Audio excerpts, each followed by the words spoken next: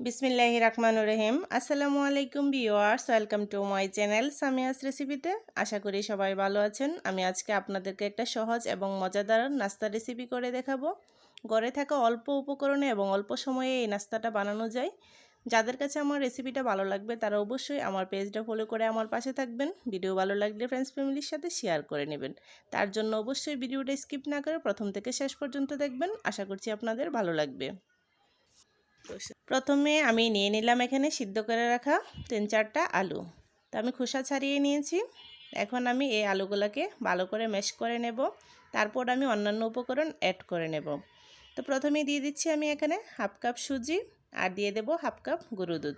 সুজি আর গুঁড়ো দুধটা দিলে পিঠাটা খেতে খুবই স্বাদ হয়। আর দিয়ে দিব আমি এখানে হাফ চামচ বেকিং পাউডার। তারপর দিয়ে দিচ্ছি আমি এখানে 1 কাপ ময়দা আর দিয়ে দেব শুকনা নারকেল হাফ কাপ। আপনাদের হাতের কাছে এখানে ফ্রেশ নারকেলটা থাকলে দিতে পারেন, তাহলে পিঠার স্বাদটা আরও ভালো হবে। তো এখন সবগুলো উপকরণ মিশিয়ে আমি একটা ডো বানিয়ে নেব। এখন একটা ডো বানিয়ে নিয়েছি। তো এর মধ্যে দিয়ে দেব 1 চামচ ঘি। ঘিটা দিলে এই নাস্তাটা খেতে আরও বেশি ভালো হয়। তো এখন আবারও আমি 3-4 মিনিট এটাকে মথে নেব। তো মতে আমি আবারও একটা সফট ডো বানিয়ে নেব। তো এই পিঠাটা বানানো খুব সহজ, যে কেউ ইচ্ছে করলে বানাতে পারেন। তো আমার সফট ডো তৈরি হয়ে গিয়েছে। তো আমি এর মধ্যে থেকে অল্প একটু ডো নিয়ে হাতের মধ্যে 2 হাত দিয়ে ডলে আমি একটা সফট বল বানিয়ে নেব।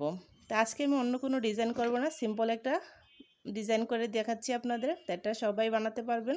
তো একইভাবে আমি সবগুলা পিঠা বানিয়ে নেব। তো এখন সবগুলা পিঠা তৈরি হয়ে গিয়েছে। তো এগুলা রেস্টে রাখার দরকার নাই। এখন আমি বাজার জন্য চুলাতে চলে যাব। চুলাতে একটা প্যান বসিয়ে তেলটা আমি হালকা গরম করে নিয়েছি। চুলার আঁচটা লো হিটে রেখে আমি এই পিঠাগুলা ভেজে নেব। আলতুভাবে নেড়ে চেড়ে আমি পিঠাগুলা ভেজে নেব। কোনোভাবে চুলার আঁচ বাড়ানো যাবে না, তাহলে অল্পতেই কালার চলে আসবে, ভিতরটা সফট হবে না, উপরটা হার্ড হয়ে যাবে, তাহলে খেতে ভালো লাগবে না। এখন দেখেই বুঝতে পারছেন যে আমি অল্প আছে আলতুভাবে নেড়ে চেড়ে এই পিঠাগুলো ভেজে নিচ্ছি। এই রেসিপিটা বানানো খুব সহজ, খেতে তেমনি সুস্বাদু। তো এখন পিঠাগুলো ভাজা হয়ে গিয়েছে, খুব সুন্দর একটা কালার চলে এসেছে।